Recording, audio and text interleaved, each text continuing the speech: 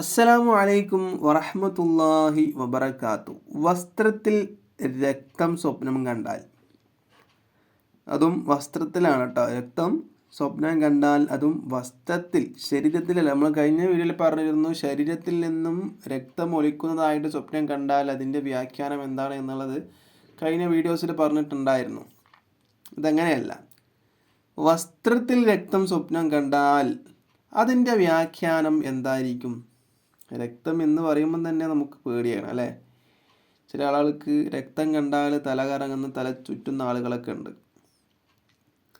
ഇപ്പോൾ മഹാനായ ഇബ്നു സീരി എന്നവർ അദ്ദേഹത്തിൻ്റെ ഒരു കിതാബിൽ 177 പേജിൽ പറയുകയാണ്,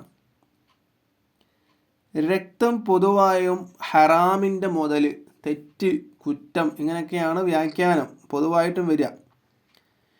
എന്നാൽ നമ്മുടെ വസ്ത്രത്തിൽ അങ്ങനെ ഒരാൾ സ്വപ്നം കണ്ടാൽ, നമ്മുടെ വസ്ത്രത്തിൽ ബ്ലഡ് ഉള്ളതായിട്ട്, ചോരയുള്ളതായിട്ട് ഒരാൾ സ്വപ്നം കണ്ടാൽ അതിൻ്റെ വ്യാഖ്യാനം അവനെക്കുറിച്ച് പല കളവുകളും പല സ്ഥലങ്ങളിലൂടെ പ്രചരിക്കുന്നു എന്നാണ്. നമ്മുടെ നാട്ടിൽ നമ്മളെ കുറിച്ചിട്ട് ഇല്ലാത്ത കള്ളപ്രചരണങ്ങൾ പല ആളുകളും പല സ്ഥലങ്ങളിലായിട്ട് നടത്തുന്നുണ്ട് എന്നാണ് ഇതിൻ്റെ വ്യാഖ്യാനം. വസ്ത്രത്തിൽ രക്തം സ്വപ്നം കണ്ടാൽ അതിൻ്റെ വ്യാഖ്യാനം എന്താണ്?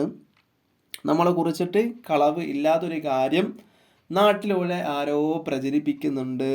പല സ്ഥലങ്ങളിലായിട്ട്, പല വീടുകളായിട്ട്, പല കടകളിലായിട്ട് അങ്ങനെ എന്താക്കുന്നുണ്ട്? പ്രചരിപ്പിക്കുന്നുണ്ട് എന്നാണ്.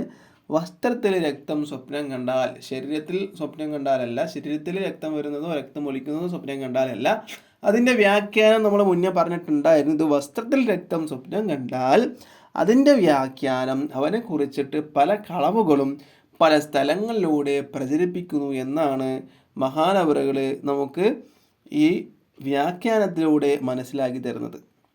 അപ്പോൾ വീഡിയോ ഇഷ്ടപ്പെട്ടാൽ ലൈക്ക് ചെയ്യുക, ഷെയർ ചെയ്യുക. ഇതുപോലത്തെ വീഡിയോസിന് വേണ്ടി ചാനൽ സബ്സ്ക്രൈബ് ചെയ്യുക. അസ്സലാമു അലൈക്കും വറഹ്മത്തുള്ളാഹി വബറകാതുഹു.